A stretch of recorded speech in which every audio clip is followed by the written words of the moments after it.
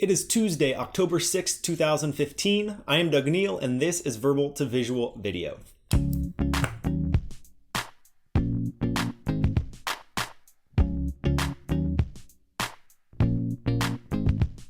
In yesterday's video, we talked about how even a simply drawn visual can act as an anchor to an entire set of ideas. Today, I want to focus in on what specifically to listen for so that you know what things are worth drawing related to those ideas that you're capturing. Let's get into it.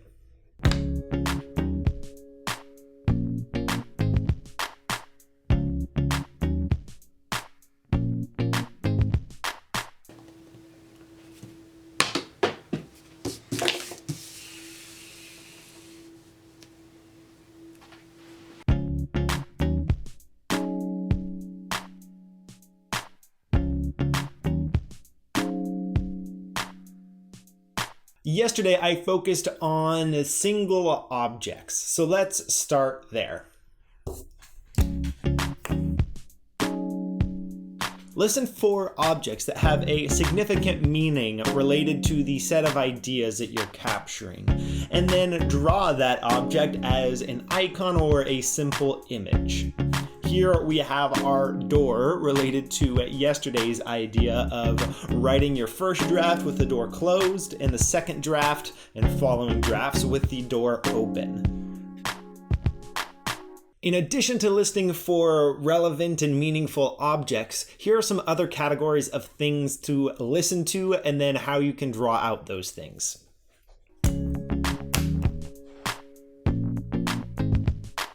Listen for verbs, the things that people are doing related to this story, or the types of actions representative of the set of ideas that you're capturing. And for each important verb, draw a stick figure of a person doing that thing. Listen also for emotions that crop up, and when you hear a relevant one, draw a face that expresses that emotion. Listen also for the internal thoughts of the person that is sharing these ideas and turn those into a thought bubble. And conversely, listen for interactions between multiple people, and in those cases, use a speech bubble to capture the ideas that are being shared from one person to another. So those are some examples of some things to be listening for while you are taking your notes, but you don't want to get down every object and every verb, emotion, thought, and interaction that occurs in the ideas that you are capturing. So let's talk a little bit about deciding what ideas are actually worth drawing, that are worth getting onto the page. I think there are two questions that you should be asking yourself when deciding which ideas, which objects and verbs and emotions are worth getting down on the page. The first is whether or not that thing, that idea, passes your own filter. In a previous video, we talked about using your intent as a filter to determine which ideas make it onto the page. So first is asking that question, is this piece of this story or this set of ideas isn't relevant to the reason that I'm taking these notes in the first place?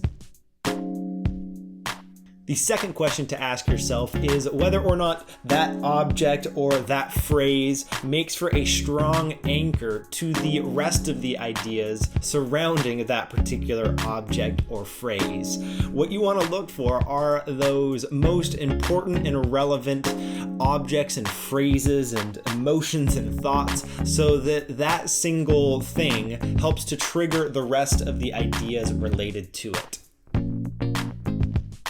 So first, ask yourself if this idea passes through the filter of your intent, and then also check to make sure that it makes for a strong anchor to the overall set of ideas that you are capturing.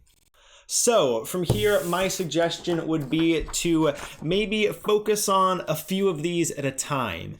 During your next visual note-taking session, pick 2 or 3 of these that you want to choose from, just to reduce your options. Maybe first just focusing on capturing objects and verbs, in addition to some words and phrases related to those objects and verbs, and see how much of the ideas you can trigger by using only those type of drawn objects, keeping your 2 questions in mind here.